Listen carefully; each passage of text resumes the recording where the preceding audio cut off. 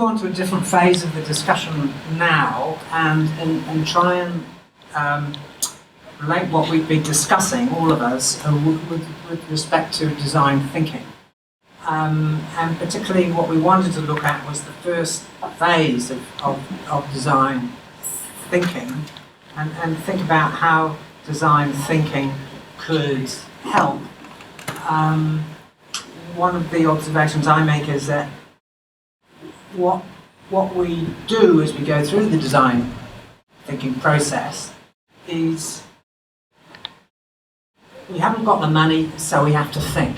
So we're using design thinking to do a lot of thinking before we need much money. We can do it with the time, with the human resources that we have. Okay, in some cases that does cost money. But it's better to do the thinking before we start spending lots of money. And secondly, when we go out to these benevolent corporate sponsors, we want to have a compelling proposal, pitch, not just an idea, but a compelling visual prototype, story, model to tell them.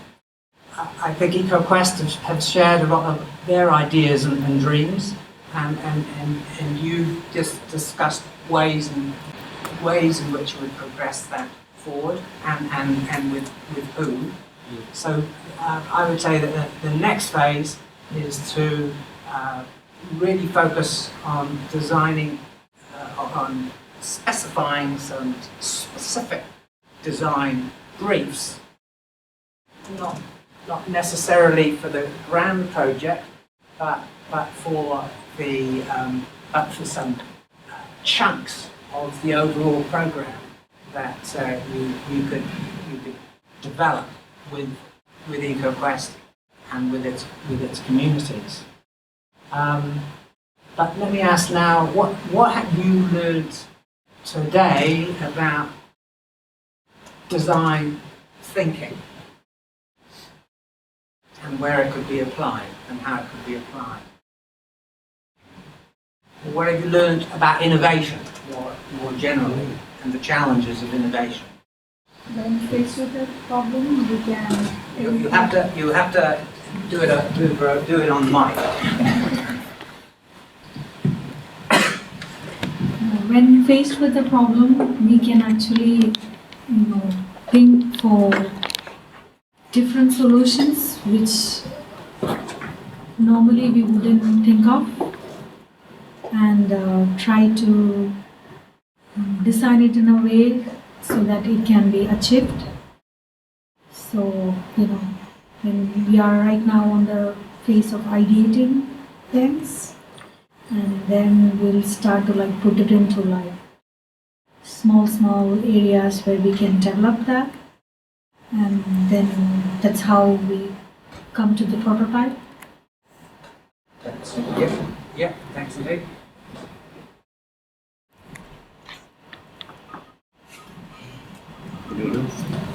There's a lot of factors.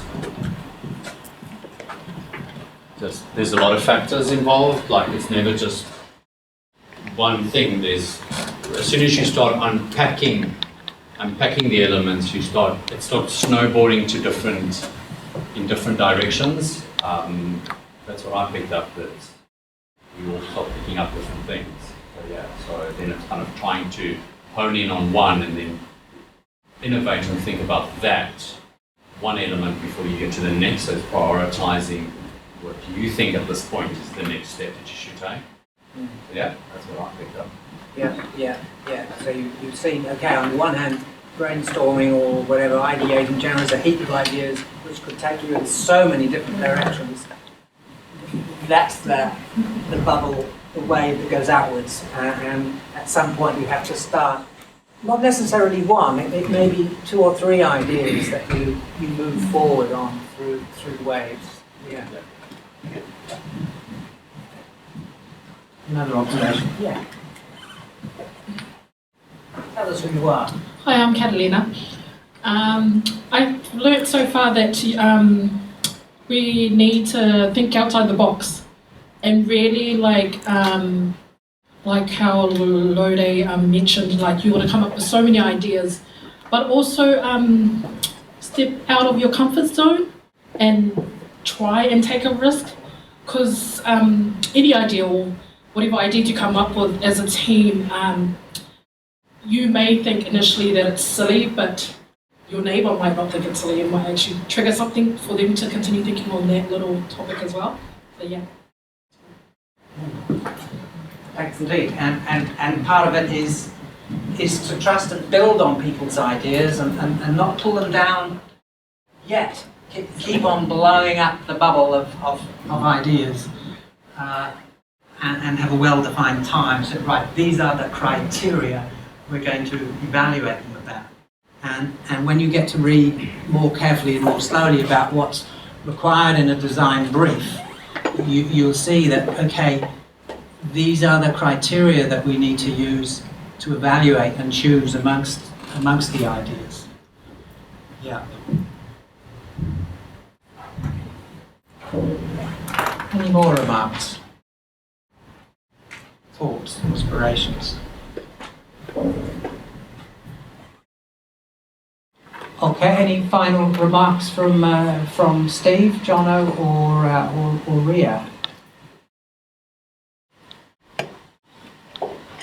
Well, from me, just thank you all for your ideas, and they certainly give us some good grounding of avenues to explore, even at this early stage. So that's great. Great. Thank you very much from the team here in DT4B, Design Thinking for Business at Unitec. Thank you very much for participating with us in this inaugural Enterprise MasterWorks. And in fact, for us, it was a prototype, a learning experience. It's my first time of actually physically meeting my students. It's my first time in this extraordinary, they may call it a classroom, I call it my television studio. We've discovered all sorts of exciting toys to play with, cameras and things that go bang and whoosh.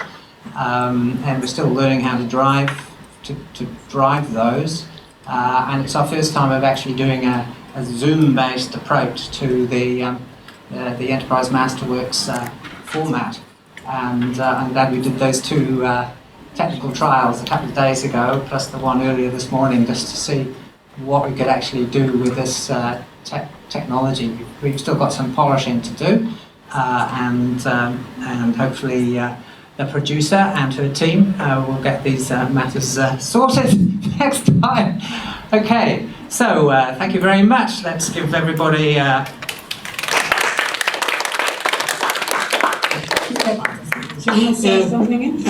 just like to whakawhetai rawa mō koutou kōrero, mō koutou whakaro, mō te